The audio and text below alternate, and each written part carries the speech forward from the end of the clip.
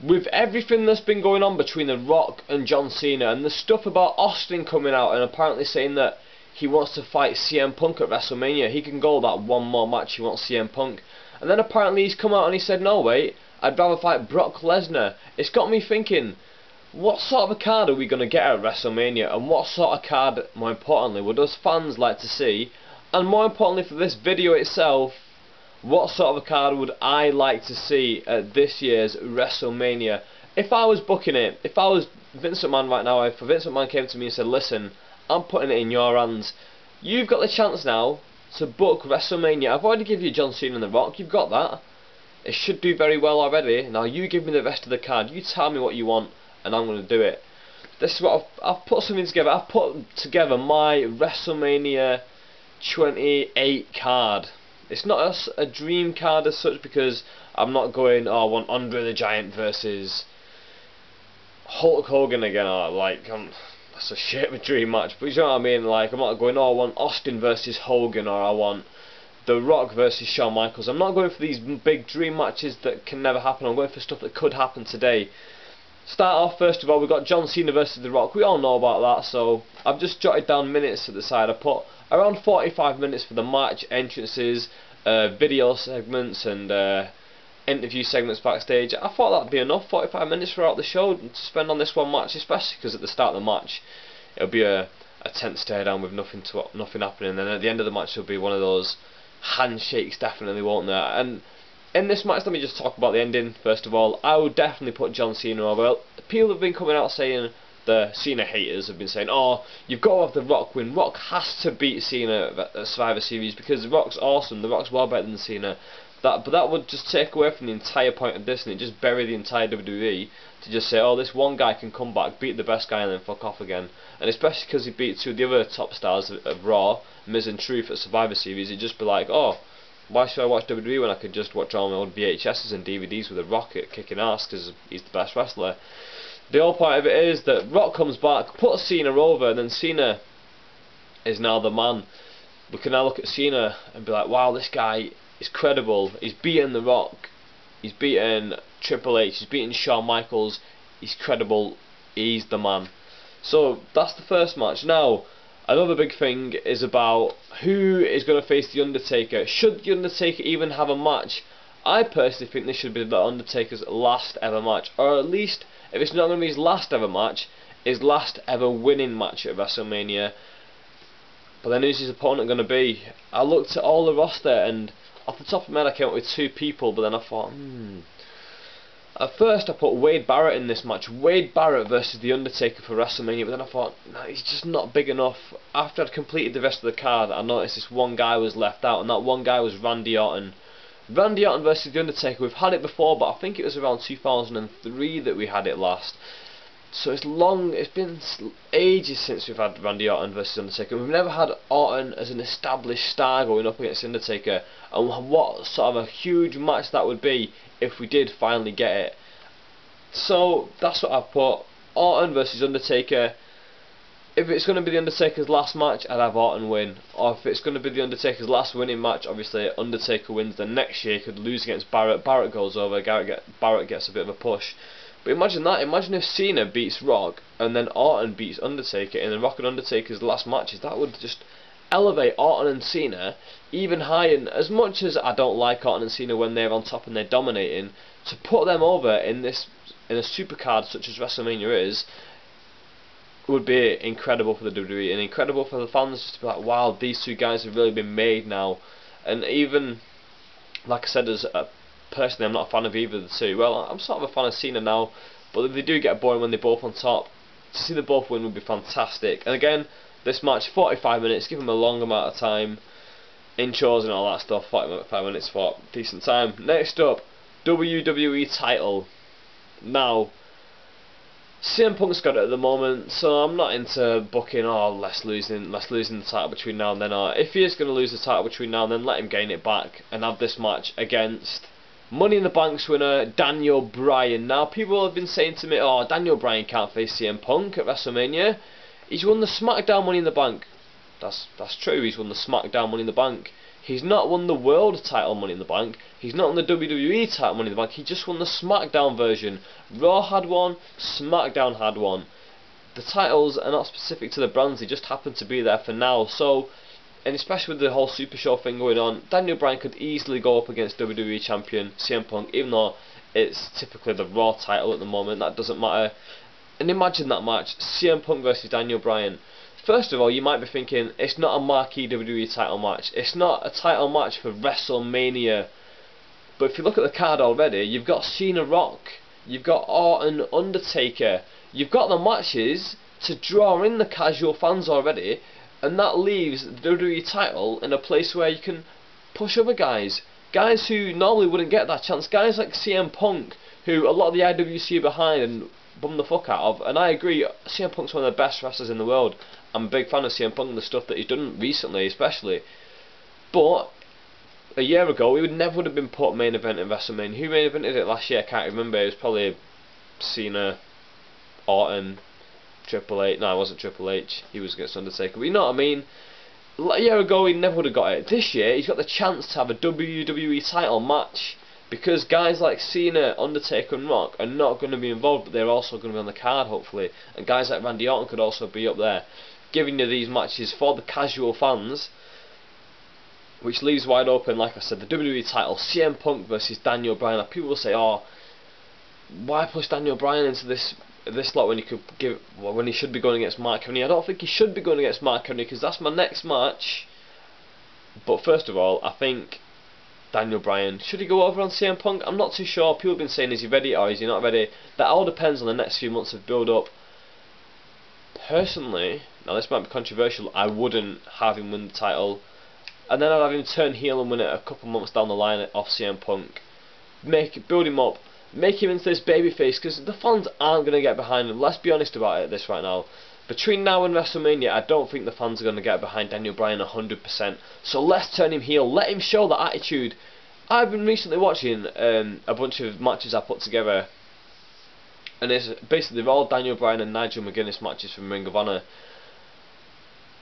And the Bryan Danielson matches from Ring of Honor, when he's a heel especially, are so good, and he's so good with that heel character. When he, like, when the ring announcer announces him, then he comes up to him and whispers in his ear, announce me as the best wrestler in the world. And like, when he's doing an illegal chokehold, for example, and the referee's trying to get him off, he goes, I've got till 5, and he puts his hand in the face, and the crowd all pop for it, and like, yeah, that's a good little spot. Daniel Bryan can be a great heel. I don't think he's ready to be a face in WWE just yet. So yeah, let's let him lose at WrestleMania, and they can build him up and let him win the title a couple months down the line. Next up, I said about half an hour for that match, because again, it's not the marquee match. Although it's a World WWE title match, half an hour is a long time, because you could have a 20-minute match, 5 minutes of entrances, and then 5 minutes of promos and backstage packages and all that shit. Next up, Street Fight. No, I'll say the Street Fight for now. I said my next match would be the world title match. Mark Henry, who's he going to go against? He's going to go against Sheamus. Again, Mark Henry getting a match, the chance to defend his world title at WrestleMania. 1 year ago, this was unthinkable. But now, because we've got Cena, oh, that was it. Cena Miz was it main evented last year, of course, because the Rock did the bullshit interference that was shit. Yeah, so now we've got that. Punk, Bryan to the main event, and now Mark Henry, Sheamus. Because the other guys are on top, like I said before, Mark Henry can defend this world title. And against Sheamus, Sheamus can get in a world title match at WrestleMania. Hopefully it won't have to be the opener of the show, but it will be quite good. And also this show, a lot of people said, oh, it can be the Attitude Era versus the current era sort of stars. And that's worked so far, because I've got Rock, Cena, Undertaker, Orton, like CM Punk, Daniel Bryan is not one of those matches, but it's a world title match, it's a WWE title match, it's a big match. But then this one, Mark Henry versus Sheamus. Mark Henry was around in the Attitude Era, he was sexual chocolate Mark Henry, he was in the Nation of Domination, teamed with D'Lo Brown, all that good stuff. Well, it wasn't really good stuff, but it happened. So yeah, Mark Henry versus Sheamus. In this one I'd have Sheamus win. Sheamus looked dominant. You could have the match only going 10 minutes long, 20 minutes with packages and all that stuff. Sheamus gets the win, the Great White. You know, the imagery of the so-called Great White, as racist as it is, and as it will sound when I say this, to have the Great White go over the black heel, subconsciously it will go over with fans. Now, I'm not saying all fans. there's a hint of racism in everyone's mind, I believe, and it will click on, especially with younger kids, because I think young kids are the most racist because they don't know what they're talking about. They're just naive and thick, basically, aren't they? It will add to his going over with the kids, the great white, and it won't be a sort of thing, a negative against whites. It would just be the sort of white pride sort of thing, and white pride is always looked down as a negative thing because it is always linked in with racism. But this could be a part where it isn't sort of racist, but it kind of has links to it, roots in there. But you know what I mean. I'm trying to not step into a little digging a hole, basically, aren't I? Anyway, the street fight match that I talked about, Kevin Nash versus Triple H, this has been built up. This is a match I don't really want on my card, but because it's been built up, this would be something that I thought, you know what, it can be the end of the feud. I don't really want to see this on WrestleMania though. If they could do this at the Elimination Chamber, that'd be fine by me. Again, I only give it 20 minutes because I'm not bothered by it. Triple H to beat Kevin Nash, put him in his place, win, over and done with. Next up, Divas title. Now, a lot of people, if they were making their own dream WrestleMania card for WrestleMania 28, wouldn't put a Divas title match in, but I'm trying to be a bit more realistic. Of course, there will be a Divas title match. And I've gone with Beth Phoenix versus Natty Neidhart. I would turn Natty face, have her sick of being Beth's bitch, basically. Turn face and let her beat Beth at WrestleMania. Have her tap out to the sharpshooter. What iconic imagery would that be? That would be fantastic in my opinion. Great for women's wrestling to have Natty versus Beth at WrestleMania, rather than the old Kelly, Trish Stratus, like fake blonde. Basically, you've got these two women who are a little more masculine, a bit more tougher. You know, taking their sport seriously, better athletes is what I'm trying to get across. That'd be a great match, great women's match. Anyway, next up, Cody Rhodes versus Booker T for the IC title. Now they started planting the seeds now, and I hope this one does run to WrestleMania and they can do that match at WrestleMania, because how good would it be? Booker T returns to the ring one night only to face Cody Rhodes, IC title. He could even win. Go on a short run. Cody Rhodes wins it back the month after. Cody Rhodes gets the rub, and then we see Booker T having one month run back in the WWE. Could go have little matches defending his titles against anyone. Doesn't really matter. In the end of the day, just give him matches, give him wins, and then he can face Cody Rhodes, put Cody Rhodes over, make Cody Rhodes look good a month down the line. There we go. Job done. Again, I give this just 20 minutes because it's just the IC title match. They don't tend to give these matches that long, do they? Next up, last match on the card, Dolph Ziggler versus Zack Ryder United States Championship. Again, I'd had the title change hands. Zack Ryder is over like a Rover, or whatever the American saying is. I don't know who Rover is, but if he's over, let's get Zack Ryder there as well, because Zack Ryder is over, isn't he? Like, Survivor Series, the fans are chanting his name as John Morrison was facing Dolph Ziggler. And although I've seen him fight Dolph Ziggler far too many times already, I couldn't leave Dolph Ziggler off the card. I couldn't leave Zack Ryder off the card. Ziggler is one of the best workers in the WWE at the moment. He's a workhorse. He's the guy who they're putting it on. They're saying, listen, you go out there, you put on a good match for us, and then you'll be rewarded because you get more time out there. You'll be paid well. Can't do this for us, and he's doing it very well. Like, he's fought twice in the last two pay-per-views, so you know, what more can you want? And you find this almost every episode of Raw. He's starting to do his own promos, so they're edging Vicky Guerrero out a bit. They're getting him over as that main event level star. Next up, well, that was it, isn't it? The US title. I'd have Zack Ryder go over. Zack Ryder finally gets his moment, his WrestleMania moment. Imagine the WrestleMania moments there. You've got Zack Ryder finally beating Dolph Ziggler. You've got Booker T coming back and winning the IC title. You've got Natty Neidhart having her moment, making Beth Phoenix tap out. You've got the Great White Sheamus beating Mark Henry and finally going over and getting that title back. You've got Triple H finally putting Kevin Nash back in his place. You've got CM Punk versus Daniel Bryan. Indie fans' dream here. This match, it was more likely to be seen on an ROH show 10 years, oh, not 10 years ago, but 5 years ago. No, was Super was in the WWE 5 years ago. 7 years ago, it was more likely to be seen in an ROH show. Now, 7 years later, it could be the WWE title match at WrestleMania. How awesome would that be? Randy Orton versus The Undertaker. Although it might not be a 5-star classic, it'd be fucking damn close. It'd be a good 4-star match. Undertaker will put on a great match at WrestleMania like he always does. Especially the last 3 have been phenomenal. And then you got John Cena versus The Rock. We all know that's going to be a legendary match. That match will go down in the annals of time. It won't be a 5-star classic. I'm not trying to say that, but it will be a legendary moment for the WWE, for John Cena himself, and for The Rock. The fact that he'll put up with the next guy like Hulk Hogan did for him. Now, who have I left off the card? Now, there's a few guys I hated leaving off. I left Alberto Del Rio off. I'm a big fan of his, but the fact is, this show that I've put together already, if you were to do the Battle Royal that they do to give everyone a paycheck, because what they do at every WrestleMania, they do a Battle Royal on the undercard. That way, everyone gets a piece of the house, everyone gets a piece of the paycheck, so no one can moan saying, listen, you didn't put me on WrestleMania, I'm pissed off because Rock's on it and I'm not on it, and I want to get my paycheck, basically. And it's a good thing to do. Like, if someone does work their arse off for an entire year for the WWE, and they leave them off the main show for a guy like The Rock who's not been around, it is a bit disrespectful to the guys who've worked for you. So, they do put them on the undercard, they put them in a Battle Royal. And it doesn't really matter who wins the Battle Royal because it never really means anything, but yeah, they could put them in that. But my card altogether, including that Battle Royal, which would be the pre-show thing, will probably be about 4 hours long, and that sounds about right, doesn't it? 4 hours between the pre-show and when you can leave the arena. Is that about right? I think that's about right, isn't it? Like, I don't know. WrestleMania usually is about, what, 2.5 hours, 3 hours long? So yeah, 4 hours, bumper mega edition with The Rock there, you know, why not?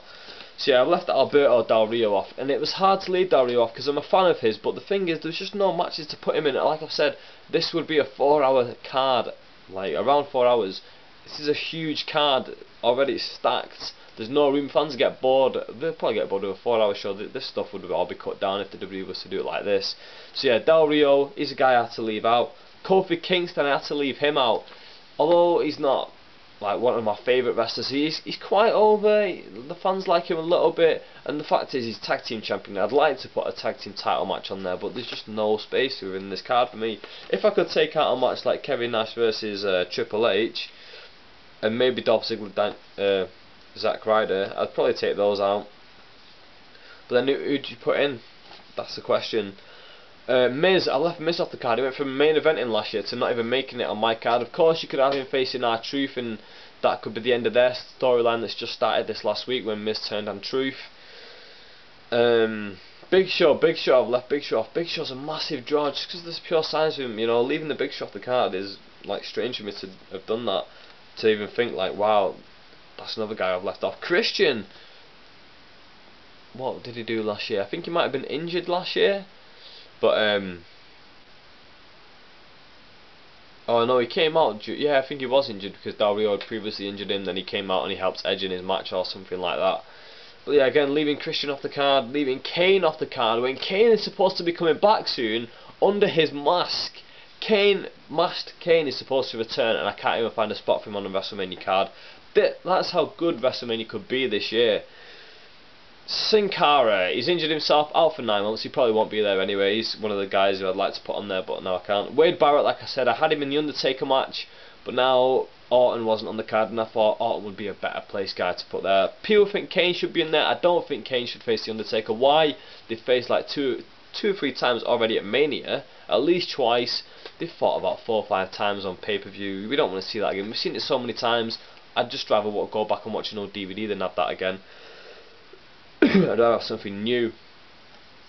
People have been saying Mick Foley should face him. Again, Mick Foley's broken down. I don't think he should be facing him. In fact, there's one poster we posted on one of my last videos saying that, I can't remember your name, sorry, but he said it should be Kane or Mick Foley, and I was saying in the comments like it shouldn't be them because, one, we've seen it, and two, when you want The Undertaker to have maybe his last match, and the way The Undertaker's so broken down, you want to get someone who can go, someone who can work. And Mick Foley, as good as he is, his claim to fame was that it was basically a human crash test on him. He was doing all these crazy spots. He's at a stage in his life now where he doesn't have to do that. He's made his money. He's retired from pro wrestling. He doesn't have to do the crazy spots that he needed to do before to get him over, because he's well past that. And he's a man who's in his late 40s, surely.